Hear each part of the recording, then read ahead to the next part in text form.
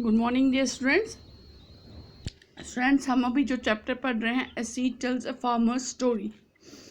तो last video में हमने पढ़ा कि जो ये बाजरे का सीड है जो 1940 से दामजी बाई ने इन सीड्स को संभाल के रखा था और 1940 में जो ये सीड थे अच्छी फसल हुई थी। तो तब इन सीड्स को एक वुडन का बॉक्स मिला था जो इनका नया घर बना था और इन सीड्स को वो अच्छा लगा था। ये बाजरे के सीड्स हैं, इनको वो अच्छा लगा था। इससे पहले ये सीड्स जो थे ये सूखी हुई लौकी में, जो बॉटल गॉर्ड होता है सूखी हुई, उसी में ये संभाल के रखते थे। उसको ऊपर से मिट्टी से, गीली मिट्टी से उसको बंद रख देते थे। तो अब ये बाजरा जो होता है, ये मैंने आपको पहले भी समझाया, लास्ट वीडियो में समझाया कि ये बाजरा एक किस्म का ये भी ग्रेन है, जैसे कि राइस है, वीट है, वैसे ही बाजरा है। इसको मिलेट भी कहते हैं और बाजरा भी कहते हैं। मिलेट इसका प्रॉपर नेम है इंग्लिश में, तो मिलेट भी कहते हैं और बाजरा भी कहते हैं। मिलेट और भी दो तीन टाइप के ग्रेन्स होते हैं, उनको भी मिलेट कहते हैं। स्मॉल मिलेट कहते हैं, रेड मिलेट कहते हैं। तो वो अलग अलग जगहों पे, इंडिया के अलग अलग जगहों पे ये उगता है। तो उस हिसाब से वहाँ पर कहीं पर जैसे नाचनी होती है उसको रेड मिलेट कहते हैं। ये ज़्यादातर महाराष्ट्र साइड से उगती है। या ज्वार होता है उसको भी मिलेट कहते हैं। तो ऐसे ही बहुत सारे ये ग्रेन्स हैं ऐसे जिनको कि मिलेट कहते हैं।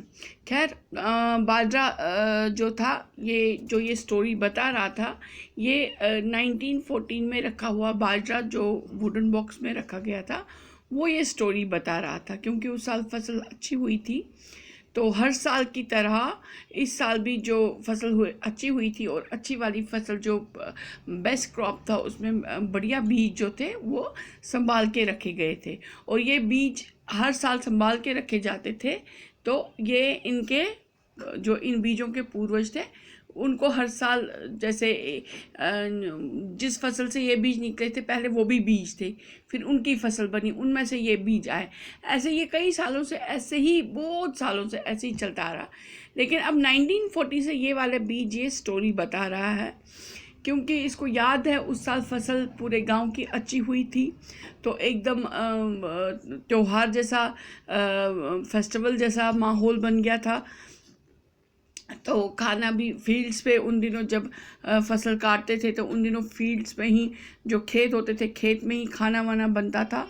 तो ये सारी चीज़ें हमें ये बीज, ये सारे स्टोरी जो है ये बीज हमें बता रहा था कि उस टाइम पे क्या हो रहा था। तो अब इसी स्टोरी में आगे बढ़ते हैं कि सर्दियों में क्या करते थे कि सर्दियों में वहाँ पर उनको वो ऊंधियो बनाते थे और ऊंधियो खाते थे। In the winter it would be time to enjoy the ऊंधिया।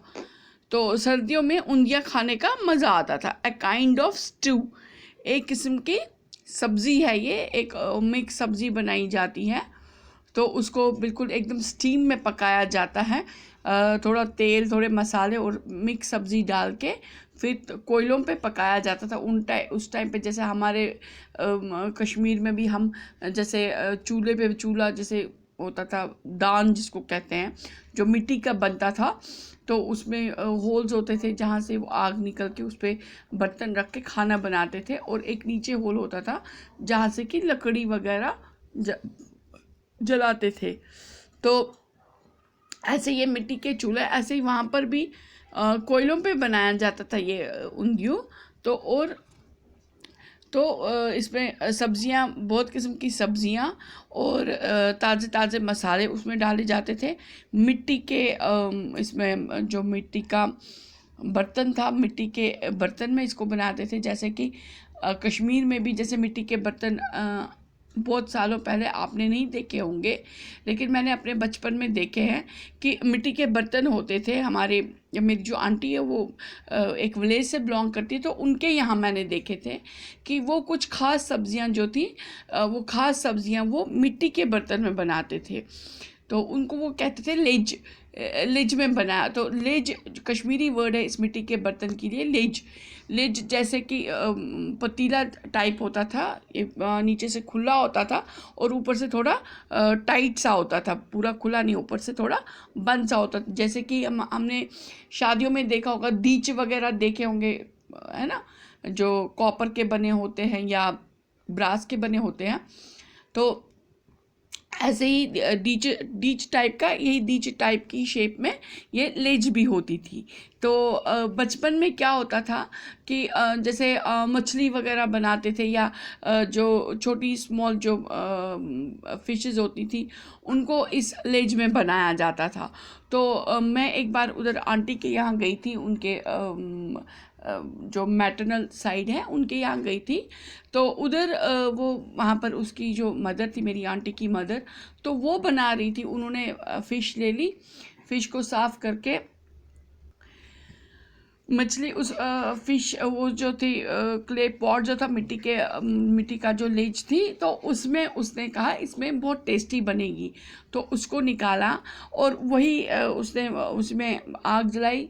अब मैं बहुत छोटी थी उस टाइम पे, तो मैं गई थी वहाँ पर। तो वो एक उस टाइम पे मतलब एक ट्रीट, मुझे वो ट्रीट एक देना चाह रही थी, तो उसे फ़िश ले ली, तो उसी में पकाई उसको।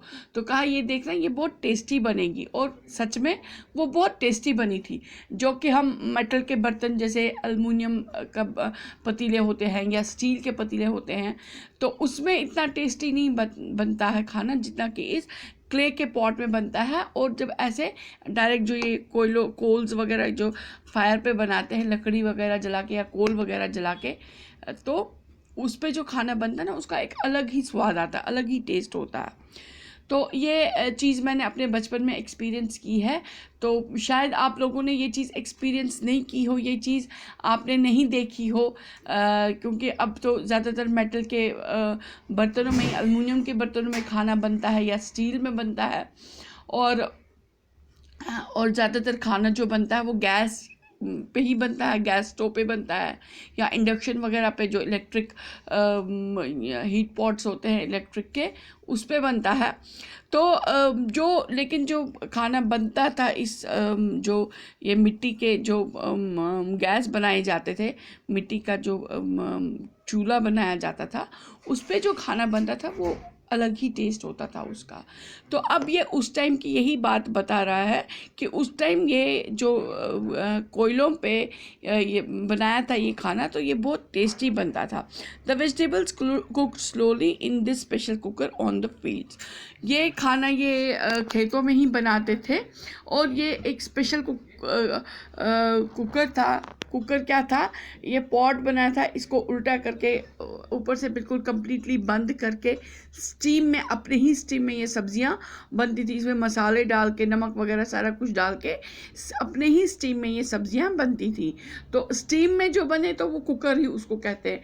जैसे कि आजकल के प्रेशर कुकर्स आए हैं, तो वो जब स्टीम बनता है तो वो सीटी निकालता है, उसका वो जो वो सीटी ऊपर उसका वो वेट जो होता है उसके ऊपर वो ऊपर चला जाता है, और साइड से प्रेशर निकलता है, उसकी स्टीम निकल जाती है, जिससे कि वो आवाज़ आती है। तो हम कहते हैं प्रेशर कुकर की सीटी निकल गई। तो उस टाइम पे ऐसी टेक्निक नहीं थी, उस टाइम पे ये मिट्टी के बर्तन ही थे। तो मिट्टी के बर्तन को ही बिल्कुल मिट्टी से ही बंद करके उसको बंद कर, या आटे से बंद करके उसको उल्टा करके सब्ज़ी बनाई जाती थी, या सीधा भी सब्ज़ी बनाई जाती थी, वो अपने ही स्टीम में बनती थी। तो ये उस टाइम का एक स्पेशल कुकर था जो अपने ही स्टीम में सब्जियों को पकाता था। वो बर्तन स्पेशल कुकर बन गया। तो ये फील्ड्स पे ही बनाया जाता था। अब ये सीड कहता है, ओ आई फॉरगेट, मैं भूल गया, the pot was placed upside down. अब ये जो पॉट था जिसमें ये सब्जी बनती थी, इसको उल्टे साइड से, मतलब जो इसका मुंह का साइड है, ऊपर वाला साइड है मुंह का, जैसे कि ये पॉट है, इसमें सब्जी डाली है, इसके ऊपर कवर करके रख दिया इसको। तो जो ये माउथ वाला साइड है जहाँ से ये सब्जी वगैरह डालते हैं, इसको ही उल्टा करके फायर पे रखा जाता था, ठीक है, उस कोयलों पे रखा जाता था। तो उल्टा करके, इसीलिए इसका नाम, इस सब्जी को उंदियू कहते थे, मतलब उल्टा करके, उल्टा, क्योंकि इस बर्तन को उल्टा करके आग पे रख के सब्जी को पकाया जाता था, इसलिए इस सब्जी का नाम पड़ा ऊंधियू। तो ऊंधियू गुजराती में उल्टे को ऊंधियू कहते हैं, तो इसलिए इस सब्जी का नाम ही ऊंधिया पड़ गया। तो ये गुजराती में ये डिश होती है, गुजरात के क्षेत्र में, गुजरात स्टेट में ये डिश बनाई जाती है, ये ऊंधियू। तो undhiyu would be eaten with बाजरा रोटीज। जो ऊंधियू खाया जाता है, ये बाजरे, जो ये मिलेट है, इसको पीस के जो आटा निकलता है, इसकी रोटी के साथ ये ऊंधियू खाया जाता है। और ये जो रोटी है ये ताज़ा ताज़ा बनाई जाती है चूल्हे पे, और उसमें क्या, जो एक मिट्टी की सोंधी सी, जो जब हम मिट्टी के बर्तन में खाना बनाते हैं तो उसमें वो एक हल्की सी मिट्टी की खुशबू आती है, वो गंदी सी स्मेल नहीं आती है, वो बहुत अच्छी मीठी मीठी सोंधी सोंधी खुशबू होती है मिट्टी की, जो कि उसमें बहुत अच्छा फ्लेवर देती है सब्ज़ी में। तो वो फ्लेवर आ रहा था, वो उसको और भी टेस्टी बना रहा था। और उसमें उन्होंने कुछ घर में ही कुछ मक्खन बनाया था, और साथ में दही का, घर का ही दही था, और घर की ही लस्सी थी, दही की लस्सी, छाछ जो थी, तो वो भी उसके साथ वो सर्व करते थे, उस खाने के साथ सर्व करते थे। जैसे कि हम घर में बनाते हैं, कोई भी डिश बनाते हैं, है ना, तो मिक्स सब्ज़ी बनाते हैं। ज़्यादातर जब ये फसल काटने का टाइम होता है, या धान, जब हम राइस काटते हैं या राइस को बोते हैं, तो उस टाइम पे कई बार एक साथ ही, पहले के टाइम में भी, पता नहीं अभी होता है ऐसा या नहीं होता है, लेकिन पहले के टाइम में बहुत जगहों पे कम्युनिटी ईटिंग होती थी। कम्युनिटी ईटिंग क्या होती है? कम्युनिटी ईटिंग यही होती है कि एक ही जगह ऐसे वो मिट्टी का चूल्हा बनाया जाता है, वो पत्थर वगैरह रखे जाते हैं, लकड़ी लाई जाती है, तो खुले आसमान के नीचे खेत में एक जगह उसमें उसको पत्थर रख के चूल्हा जैसा बनाया जाता है, और उसी पे खाना बनाया जाता है। तो जो मोहल्ले की लेडीज़ होती है, पूरी कम्युनिटी की जो लेडीज़ होती हैं, तो कुछ लेडीज़ कुछ काम कर रही होती है, कुछ काम कर रही होती है, और कुछ खाना बना रही होती है, कुछ के ज़िम्मे खाना बनाना होता है। तो सारे इकट्ठे अलग अलग किस्म की सब्जियां ला के बनाते थे, मिक्स सब्ज़ी बनाते थे। तो कश्मीर में ज़्यादातर चावल ही खाते हैं, तो वहाँ पर फिर चावल बनता था, या फिर जैसे तहर बनती थी, या ऐसे अलग अलग, या पुलाव बनता था, तो ऐसे ही, या तो फिर सब्ज़ी और चावल बनते थे, या मीट बनता था। तो अलग अलग ऐसे ये चीज़ें हर जगह, हर क्षेत्र में ऐसी चीज़ें होती हैं, हर स्टेट में ये चीज़ें होती हैं, जैसे कि हमने गुजरात में देखा। तो साथ में गांव में ज़्यादातर घर का ही दूध होता है, क्योंकि गाय वैसे घर में ही होती हैं, तो वहाँ से दूध लेकर घर में ही मक्खन भी बनाया जाता है, घर में ही दही भी जमाया जाता है। और कई लोग मोटा दही खाते हैं, ऐसे ही जो कर्ड ऐसी होता है, वो कई लोग पानी डाल के उसकी लस्सी बनाते हैं या छाछ बनाते हैं, तो जिसको कि हम बटर मिल्क कहते हैं, तो वो बना के खाते हैं। और कश्मीर में भी हम ज़्यादातर सुबह के टाइम जब खाना खाते हैं लंच में, तो हम दही खाते ही खाते हैं। तो वैसे ही हर जगह होता है, तो घर का बना दही होता है हमारे घर का, तो वो खाते हैं। तो वहाँ पर भी वो कहते हैं कि हम भी ऐसे ही उस टाइम पे करते थे, ये छाछ पीते थे या दही खाते थे, घर का बना हुआ मक्खन होता था, और वो बाजरे की रोटी खाते थे। हम जैसे कश्मीरी, हम यहाँ पर चावल खाते हैं, वहाँ पर उनका स्टेपल फूड है बाजरा, तो वो ज़्यादातर वहाँ पर बाजरे की ही रोटी खाते हैं। Farmers would grow many different kinds of crops, grains and vegetables. जो किसान हैं वो अलग अलग किस्म के जो ग्रेन्स हैं, क्रॉप्स उगाते हैं, अलग अलग किस्म की फसल उगाते हैं, अलग अलग किस्म के ग्रेन्स होते हैं और अलग किस्म की सब्जियां होती हैं, अकॉर्डिंग टू द सीजन, मौसम के हिसाब से। The farmers kept enough of their needs and sold the rest to shopkeepers from the city.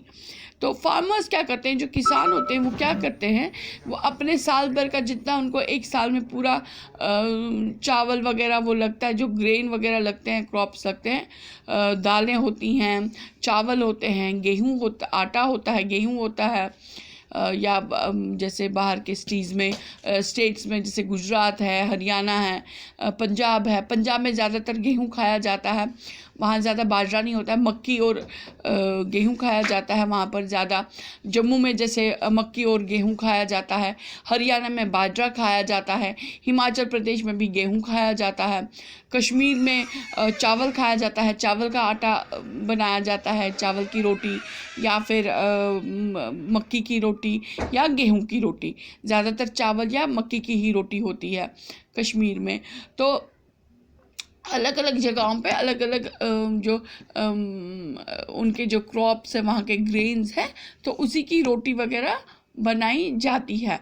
तो या आटा बना के उसकी रोटी बनाते हैं, या साबुत भी उसको उबाल के, जैसे हम चावल पकाते हैं वैसे ही वो बाजरा को भी पकाया जाता है, वैसे ही बाजरा भी बनाया जाता है, खाया जाता है। तो ये हर जगह के जो किसान होते हैं वो सीज़न में ये सब उगाते हैं, और जितना उनका पूरे एक साल का खर्चा है अपने घर में, जितना भी उनको चावल या गेहूं या बाजरा ये लगेगा वो उनका यूज़ होगा, वो स्टोर करके रखते हैं, और उसके अलावा जितना होता है वो शॉपकीपर्स को बेच देते हैं सिटी में। सम फार्मर्स ऑल्सो ग्रो कॉटन। कुछ जो फार्मर्स हैं, कुछ जो किसान हैं, वो कॉटन भी उगाते हैं। कॉटन मतलब कपास, जिसकी की रुई बनती है, जिसके की कपास के, जिसके की कॉटन के जो कपड़े होते हैं जो गर्मियों में बहुत काम आते हैं। तो कॉटन के अलग अलग फिर कपड़े भी बनते हैं, बेडशीट्स बनते हैं, गिलाफ, बहुत सारी चीज़ें बनते हैं फिर इस कॉटन से। At home family members spun cotton on a charkha to make cloth. तो घर में क्या करते हैं, घर में जो ज़्यादातर घर की औरतें जो होती हैं वो ज़्यादातर क्या करती हैं, वो इस चरखे पे इस कॉटन को काटती हैं, तो उससे फिर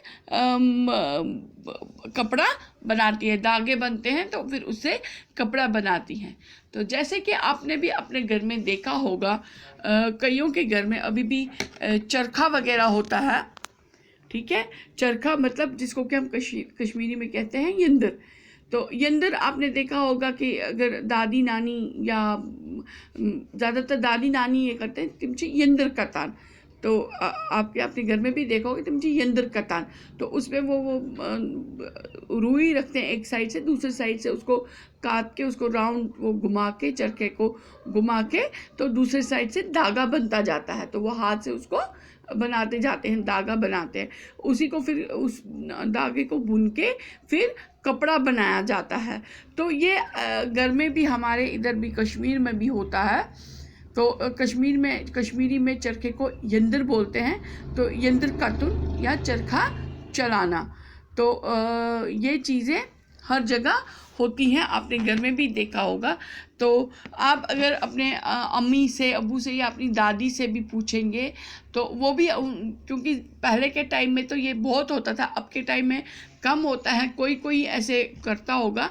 तो लेकिन पहले के टाइम में चरखा बहुत खूब चरखा चलाया जाता था घरों में, और ये धागे बनाए जाते थे, कपड़ा बनाया जाता था घर में।